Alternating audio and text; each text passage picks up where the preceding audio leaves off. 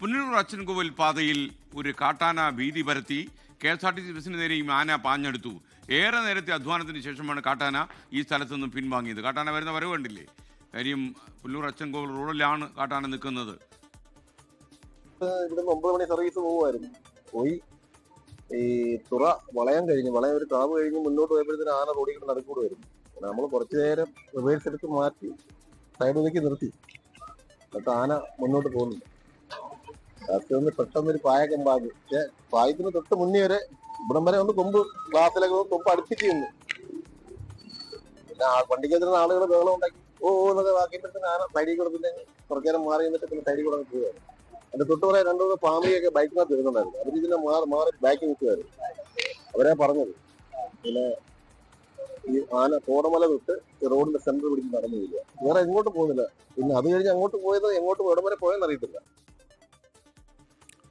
സൂര്യഗായത്രി വിവരങ്ങളുമായി ചേരുകയാണ്. സൂര്യ, എന്തായാലും കാട്ടാനയുടെ ആക്രമണമൊന്നും ഉണ്ടായില്ല, ആളുകൾക്ക് പ്രശ്നങ്ങളൊന്നും ഇല്ലല്ലോ? SKN ഭീതി പരത്തിയ സംഭവമായിരുന്നു. ഇന്നലെ രാവിലെ നടക്കുന്നതാണ്. അതാ KSRTC ബസ്സിന് മുന്നിൽ ഏറെ നേരം ആ കാട്ടാന നിന്നു എന്നുള്ളതാണ്. അത് മാത്രമല്ല, ബസ്സിനോട് കാട്ടാന അടുക്കുന്ന ഒരു സാഹചര്യം ഉണ്ടായിരുന്നു. യാത്രക്കാരെയും അതുപോലെ തന്നെ ഈ പറഞ്ഞ KSRTC ഡ്രൈവറും കണ്ടക്ടറും ഒക്കെ ആകെ പേടിക്കുന്ന ഒരു സാഹചര്യം ഉണ്ടായിരുന്നു. പക്ഷേ ആക്രമിക്കാനുള്ള ഒരു പ്രവണത കാട്ടാന സ്വീകരിച്ചില്ല എന്നുള്ളതാണ്. ഈ വനമേഖലയോട് ചേർന്ന റോഡാണ്. സാധാരണഗതിയിൽ കാട്ടാനയൊക്കെ ഇറങ്ങുന്ന മേഖലയാണ്.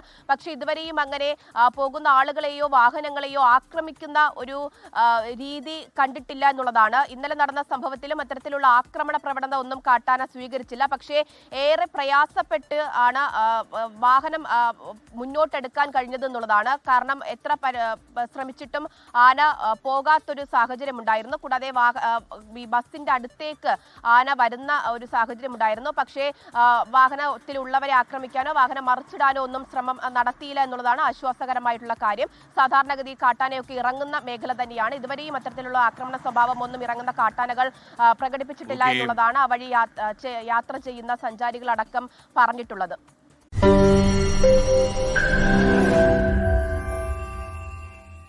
ലോകത്തെവിടെയായാലും ഏത് സമയത്തും 24 വാർത്തകളും ഓഗ്മെന്റഡ് റിയാലിറ്റി പാക്കേജുകളും എക്സ്പ്ലെയിനറുകളും വിശദമായി കാണാൻ ഞങ്ങളുടെ YouTube ചാനൽ നിങ്ങൾക്ക് സബ്സ്ക്രൈബ് ചെയ്യാം.